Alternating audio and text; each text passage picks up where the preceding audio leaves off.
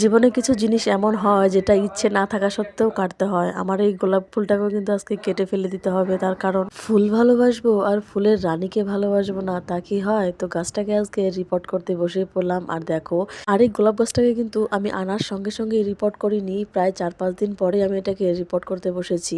এর প্যাকেটটা খুলতেই আমি তো পুরো অবাক। দেখো এর ভেতরে কি দিয়েছে? মাটি, বালু কোনো কিছুই নেই। শুধু আছে রুটটা একেবারে পুরো এই ধানের তুষে ভরে রেখেছে।